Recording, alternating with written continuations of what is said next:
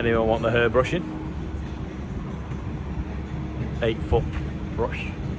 Goes on the front of the telehandler. And we use it for brushing the floor in here so that it doesn't get slippy. Because the oilseed rape's full of oil, funnily enough.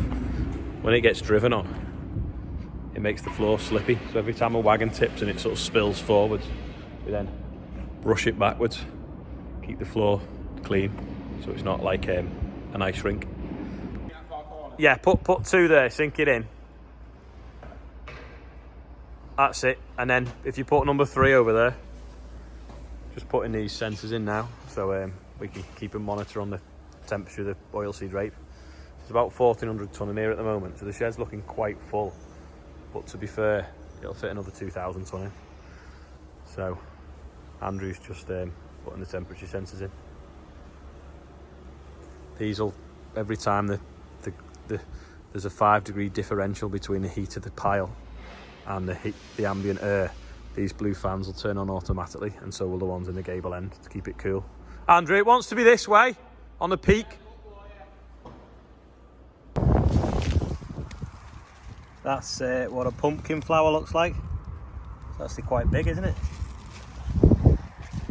So they are quite weedy, and there isn't really many growing. There's another one there.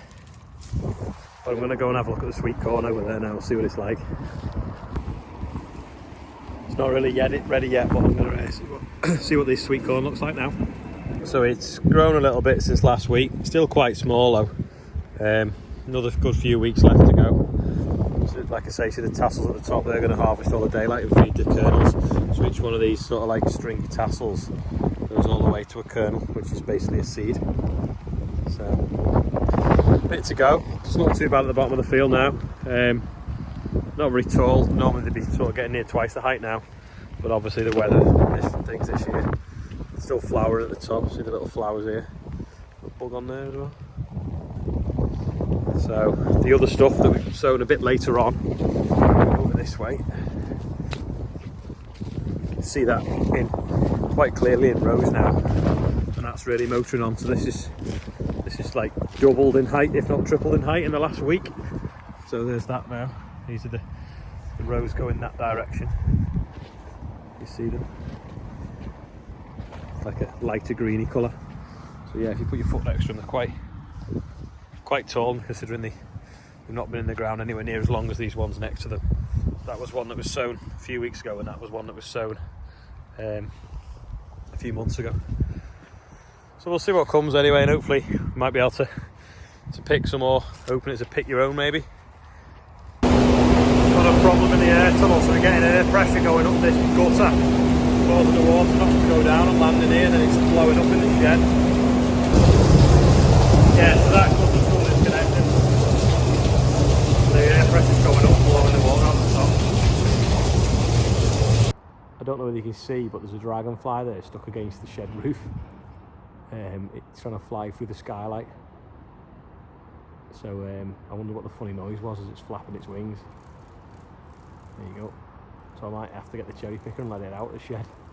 Seems a bit simple. Going up.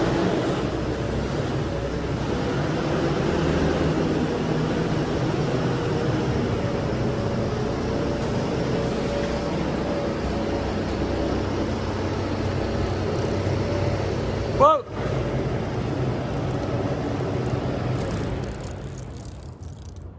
Wow! It's landed on me. Hope they don't sting. It's got sharp claws. That's where the gutter's been overflowing, so we've made a little chute now to go out the side of the shed. It's still leaking slightly, so I think we'll have to change it in. Yeah. This is my response to Julia Bradbury, pretending that she knows what she's talking about on Twitter before about neonicotinoid seed dressings and bees. So watch this. So that's about it for today now. It's a really damp, miserable, drizzly day. Misty this morning when I woke up, and then it sort of drizzled and rained most of the day. Really frustrating, because it just means that the corn in the fields is deteriorating. and we're not getting anything done, and we're nearly at the end of August with the day lengths get shorter. Not been able to drill in the oilseed rape as well now for about a week.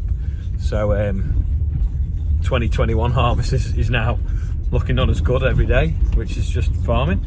So I'll see you all tomorrow, and hopefully we'll have some better weather and we can get on with some more work, because today I've just spent it in the office ordering seed and different things and parts to make things run smoother. Hi Julia, it's Ollie Harrison here, talking to you about neonicotinoids. Yes, they can be harmful to bees, but only like it would be if you threw your toaster into your bath with you.